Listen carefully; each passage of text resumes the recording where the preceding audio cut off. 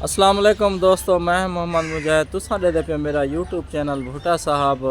अज मैं तो आपको एक इंजी नवी चीज़ दिखाना पाया दोस्तों, जड़ी इंसान भी बहुत शौक नाल खांदे ते डंगर भी बहुत शौक नाल खांदे।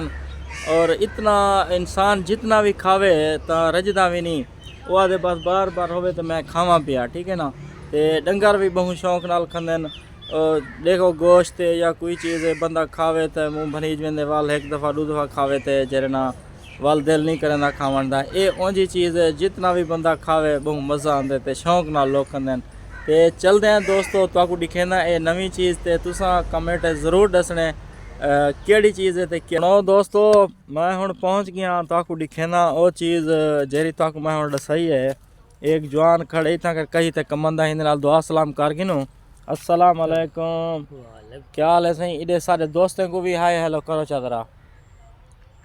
ऐसी जवान इतना कर खड़े शुदा कही तक मंदा खड़े, ये क्या कमान कपवा छोड़ी हूँ हाल मारी पई हैं। अच्छा मैं ऐसे आज दोस्तों को जरा एक नवी चीज़ दिखेंदा पिया। मैं आके भी आज तुहाको एक इंजी नायाब चीज़ दिखेंदा जड़ी ढांडे भी बड़ी शौक नाल खंदन ते बंदे भी बहुत शौक नाल खंदन। खंदन कह नहीं खंदे कूड़ते कह नहीं, सच है ना। इवें है बाकी गाल कह नहीं। बंदे आदन जितना होवे खोसू पे, देख गोश्त खावें मुंह भनीज वेंदे, ए जितना खावें मुंह नहीं भनी जा। हथों मजा आंदे बंदे एक दफा पकेंदन ते 3-4 दी खंदन को बड़ी शौक नाल खंदन दोस्तों। ते चलदा मैं हुण घर तो थोड़ा दूर आ, घरों आया मैं मोटरसाइकिल ते पिछू सामने मेरा मोटरसाइकिल खड़े ये इतना कर खड़े हैं भाईजान। मैं कि चलो इन्हें नाल दुआ सलाम कर गिनू ते इन्हें कमांद कपवा ते उनके बाद बन्ने शने बड़े ने पेन हाल मारे ने।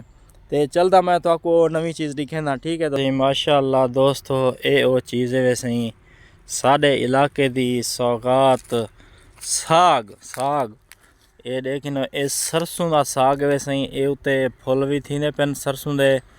ये सरसों का साग है, ये बिल्कुल साग तैयार है भाईजान। ते हाली ये साग तो मैं दिखेंदा पिया ये बिल्कुल खावन दे यानी कि तैयार है। बंदे जरना इनको पकेंदे भी पेन खंदे भी पेन इथू यानी कि साग पट वेंदन। ते इस साग दे परले पासों जरना गन्ने दा वो कमान दे खड़े जा जेको अस गन्ने आदे हैं ये साग ये फुल निकलते पेन सही। ये जेड़ा मैं तो दिखेंदा पिया ये जेरे ये फुल ये थेकने ना सही ये वाले फुल ये पक गए ये खावन दे काबिल कह नहीं। ये जरा ना डंगर खा सकते माल खा सकते ते जेड़े लोग पट वेंदन साग खावन वास्ते इं जियां ये डिदे पे ना सही ये गंदल खड़ी है वे इं जे पटेंदन जे तक यानी कि नरम हो सी ये तक ये ही कने यानी कि उत्ते खावन वास्ते बंदा पट सकते ही कने उत्ते जना ये इतने इतने पटनियाँ पोसन ते उनके बाद वाल ही को बड़कावना पौंदे बड़का ते साग मक्खन बड़ा मज़ा आंदा खावन दा उडो नाल चिलड़े।